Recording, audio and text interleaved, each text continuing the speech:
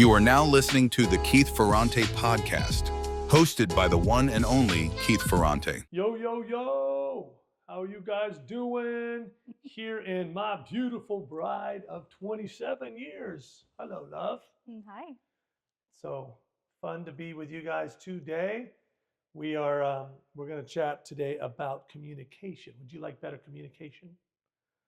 I think we all could probably continually grow in communication. You always say about me, I have a lot of words. He has a lot of words. Yes, you do. And but there's a difference between talking and communicating. There's a difference between just saying a lot of stuff and really having a connection. So by God's grace, we've been married 27, yay, almost 28 years. Yeah, we dated a year before we got married. And So we've been together already over together 28 years. Over 28. Heather, that's a big deal for her. She really likes those numbers for some reason. You're something else. It's great. I love it. But what just lately, you started posting some posts about marriage, and then she tagged me in it, like on social media.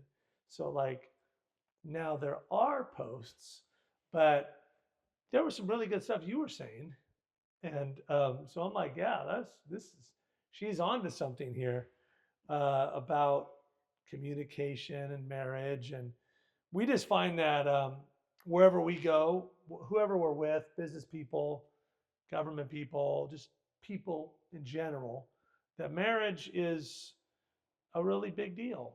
I mean, in America, 50% of people get divorced. And we live in Orange County, which supposedly the stats are more like 70% get divorced. That's a lot of people. That's really sad. So it's like, as much as it's like, oh yeah, bro, look, we're married. We're not sure if you're married for the first time, second time, third time, or never been married, or been divorced and single. No judgment on any of those stats, but we just want like, hey, we'd love to see some breakthrough in that, because we know it is hard work, but it's valuable. It's a treasure being married. It's like, why would I want to just be like, let's forget this one, let's go find that person over there? I'm like, that's 28 years of work. There's a lot that you have to do. You have to be intentional to have a great marriage. And what do you find are some of the why are you still with me after 28 years, babe? Let's just go down to the nitty gritty real stuff. Well, I think if you don't like that question, we could go for another one. But yeah, like, that's a good one, because isn't that true? Like, let's just why are you still with me? Why are we working on this marriage, and why are we still together? Well, I think one of the things is that we made a covenant when we got married, and I think that was one of the big, I don't know, it's a tethering point, right? I know a lot of times people in this generation, they're like, oh, well, we don't need to get married. We don't really need the covenant. We can make a covenant before God just us. And, I just don't agree with that. Like, just point blank, I don't agree with that. I think that there's a reason that, God, when you're sold out to the Lord and you love the Lord with all your heart, soul, mind, strength, you choose to love one another, and you choose daily to get up and keep moving forward, and you continue to choose each other. And so when you make a covenant, that's a covenant. Like, I didn't get married to break covenant. When you make a covenant, you make a covenant, and it's before God. So you hit a big one there. That's like, you're right. So many people are just like, oh, let's just live together. And we're happy. We've been living together all these years, and we didn't want to tie the knot. Why? There's like a fear there, 100%. A fear.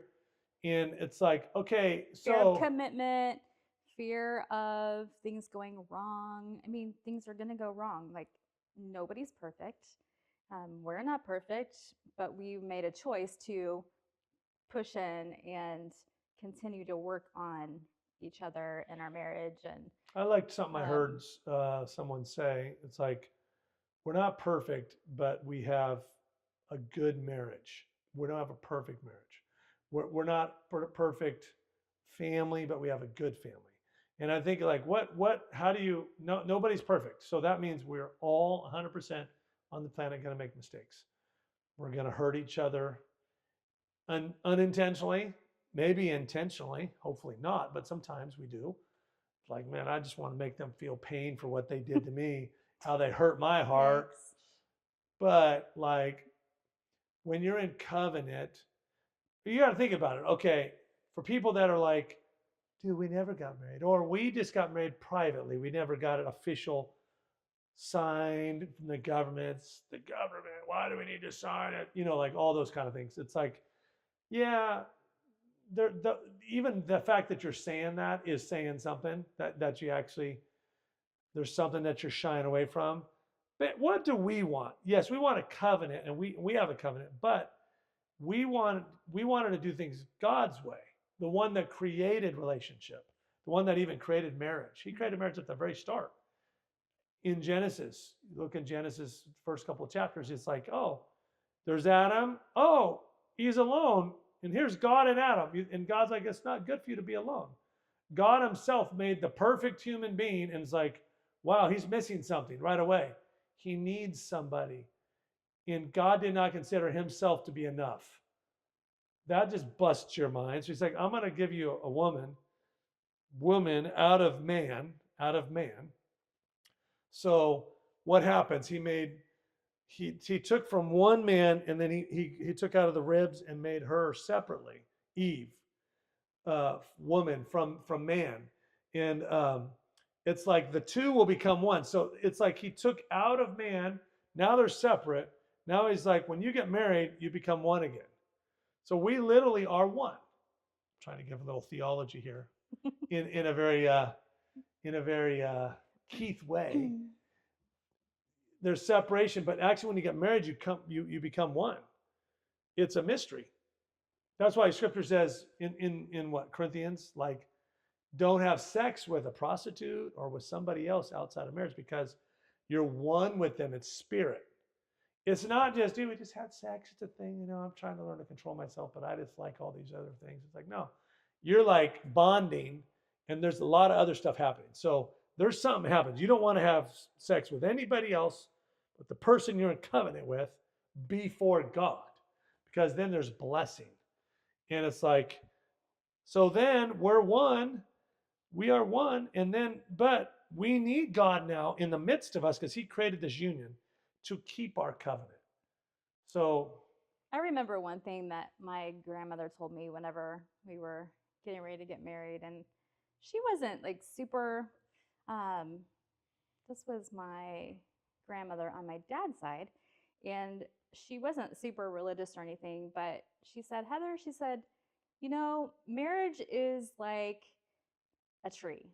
And, tree branches, they can either be like really strong and sturdy, and, they choose, like, the branches of a tree sway in the wind. And if you move with the wind, then you're not going to break. But if you resist the wind, then you're going to break. And she said, just remember to be flexible. Like, be willing to flex.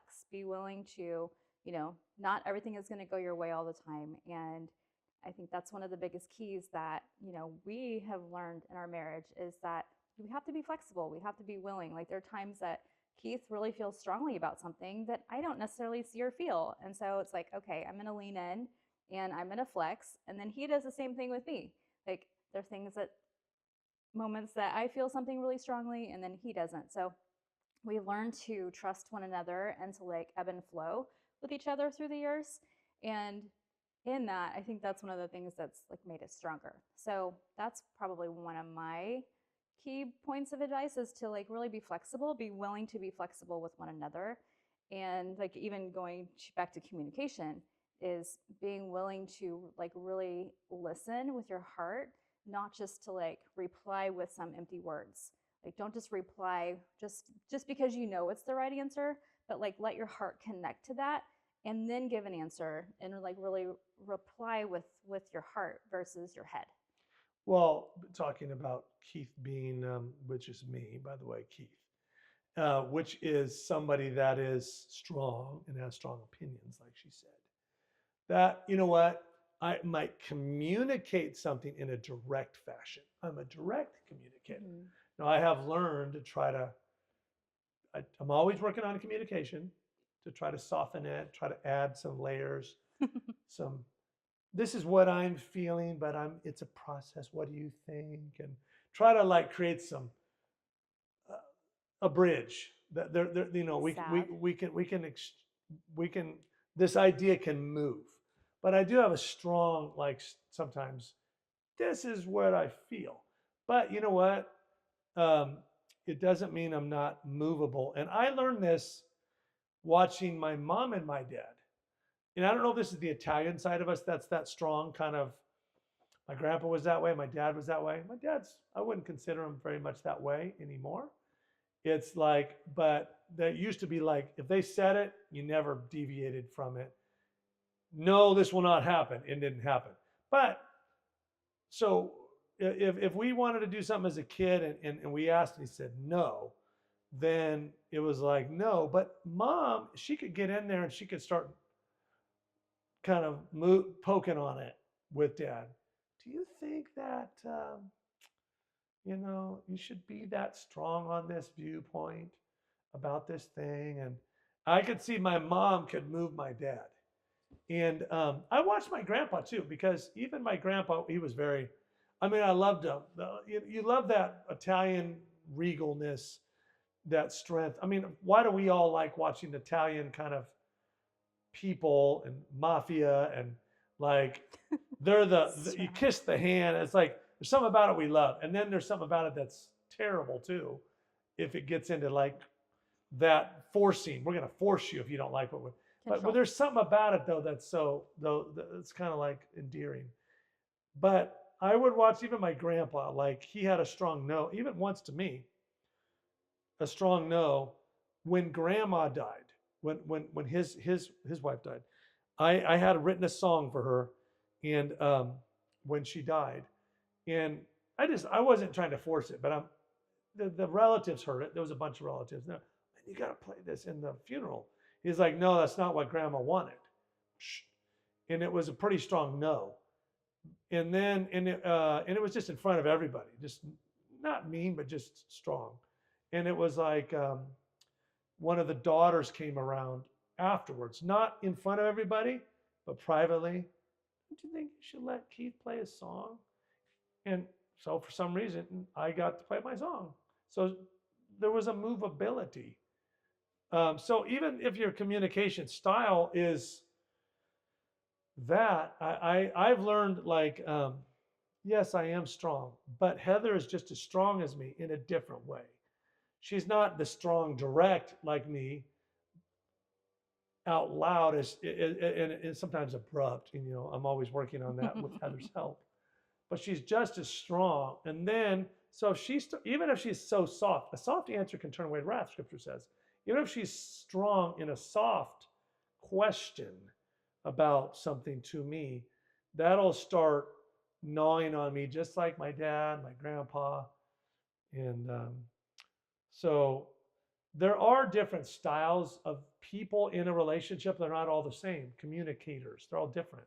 So you all start at a certain position. I started from my Italian position. That doesn't mean it's perfect or right. It just means it's what it is.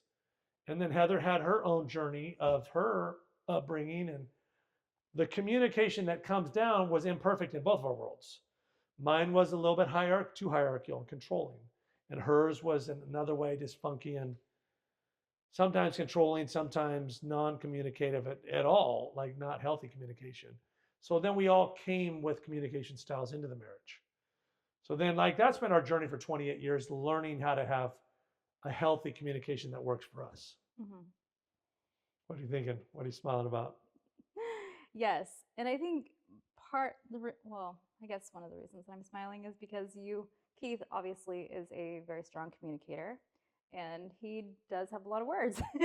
So is learning how to Notice she ebb put her and hand on my knee flow, when she ebb said and that, flow in trying to calm me down. conversation. No, I'm Sweet. not calm. Just ebbing and flowing in. You talk too much is really what she was trying to say, but she just said it in a sweet way. Keep going. Ebb and flow. That was for me. Ebb and flow. Learning to ebb and flow. But I have learned to ebb and flow, haven't I? More. Yeah. That's like A, B, C, D, E, F, A, B, C, D, F. Where am I at on the scale? Okay. Yeah, it just kind of depends, but it depends. Yeah. Well, keep going. I'm Keep trying going with to that think of it conversation. all. It's great. There is an ebb and flow. I agree 100%. But I think for a marriage to really work great, you have to, like, we're having a fun moment here, but yeah, we have our imperfections in how we do things, but you learn to be gracious with each other's differences. Heather used to always say, "My family was such great communicators, but not hers," and or she's not a great communicator. I am. I'm like, well, strong leader type communication is not always the only style, and it's not the best style.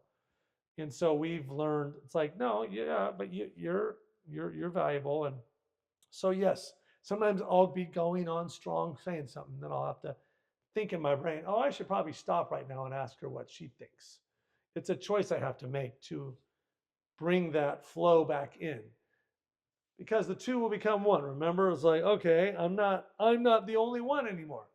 When I started off, I sort of thought I was the only one, didn't I? Mm-hmm. When I started off in marriage, I thought I was the guy. What are you going to do? And back then we had that, like, hey, you're going to help support my ministry. It was like, you're going to help me, but which is really more like saying you're like 1/4 of the equation and I'm like 3/4 of the equation.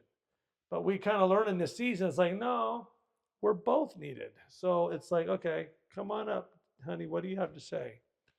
What are your thoughts of that? It's true. I think that, any relationship you have to figure out really the different communication styles and how you can really grow with each other in communication, because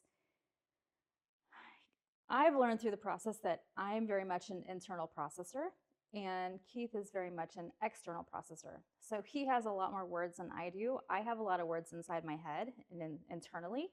And so how my mind works is that he'll say something and then I process it internally and then I come up to a conclusion and I'll have something to say.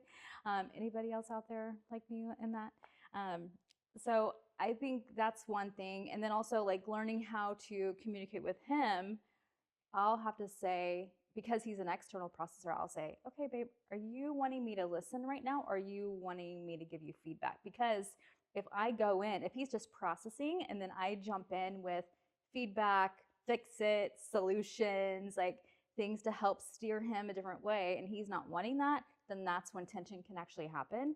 And so I think that's one of the keys that we've learned in our marriage is to like, and he does the same thing for me. Like there are times actually as an internal processor that I need to process out loud. Oftentimes my kids and other people tell me like I process out loud when I'm working and I'm doing something. I like talk to myself out loud.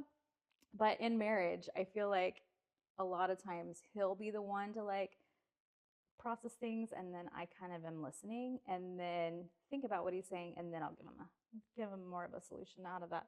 So I think you have to know like how you're wired, because if you don't know how you're wired, then how can you expect anyone else to know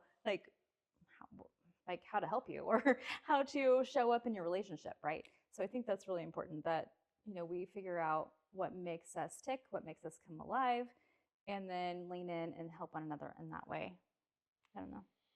I'm so glad there's two of us in this relationship and that we're different. We are very And different. you're beautiful. And you bring a beauty. Thanks. And you bring bring the other side to the equation. In the relationship, you both will have differences. Like she's mentioned, like I'm an outward processor. I'm a little more aggressive in communicating, but that's needed in the relationship too. And then she brings the balance of, hey, be kind when you're speaking. Maybe don't say that. She brings the other perspective, like even to me. But it's like, okay, so you need that tension, because that's the two will become one. But there's still two parts to this working well. It's not like the one will become one and dominate the other, or one will be the dominant. No, there's a man needed in a relationship and there's a woman needed. Man has a way of communicating, woman has a way of communicating.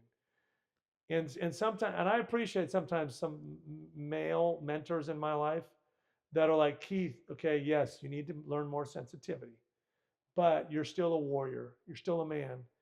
And so sometimes there's confrontations that I will have, and Heather will be like, maybe she'll want to like, hey, make sure if you're going to have it, don't say this or don't say that.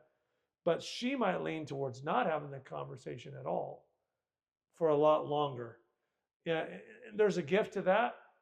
And I mean, other times she'll directly hit something, but I'm just using like the two differences.